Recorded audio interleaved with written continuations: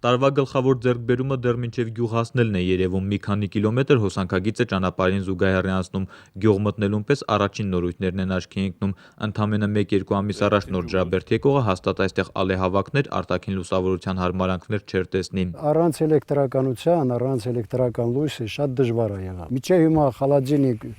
սառնարան կամ ասենք հեռուստացույց ոչ մի բան չի։ Մի մասը արդեն չեն դիմացել, այսինքն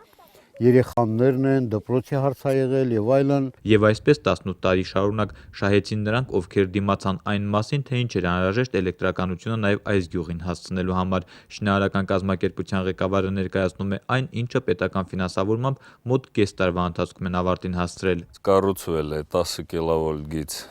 6 կիլոմետր ու 0.4 կիլովոլտ գիծ 3.5 կիլոմետր։ Ընդհանուր աշխատանքների ծավալը կազմել է 52 միլիոն դրամ։ 52 միլիոն դրամի ներդրում եւ նոր ջրաբերդցիներին հասանելի դարձավ հարմարավետության չափանիշ համարվող կենցաղային տեխնիկան, ավակներն ու կրտսերները, նոր հնարավորությունները հավասար ոգևորությամբ են թվարկում։ Կերոսինի ճրագը փոխարինվել է էլեկտրական լամպով,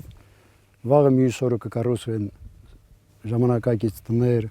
ժամանակակից ֆերմաներ, իսկ հիմա արդեն տներում կենցաղային տեխնիկան արդեն գործում է։ Հեռուստացույց, սազնադան,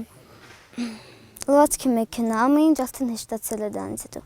Նույնիսկ առանց էլեկտրականության աշխատող մարդու համար նոր Ջրաբերդի տնտեսական հնարավորությունները գրավիչ էին։ Էլեկտրաֆիկացումից հետո գյուղի գրավչությունը աննախադեպ աճել է։ Էլեկտրականությունը հունվարի 1-ի վրա միացնելուց հետո փաստորեն հունվարի վերջի վրա 5 ընտանիք ավելացել է։ Եվ դա շարունակական ընթացք է։ Արցախէներգոյի Մարտակերտի մասնաճյուղի տնօրենը վստահեցնում է, ջրաբերդցիները առայժմ իրենց բարեխիղճ բաժանորդների թվում են։ Վճարումը կատարում են 100%-անում։ 1400 կիլովատ տրանսֆորմատորն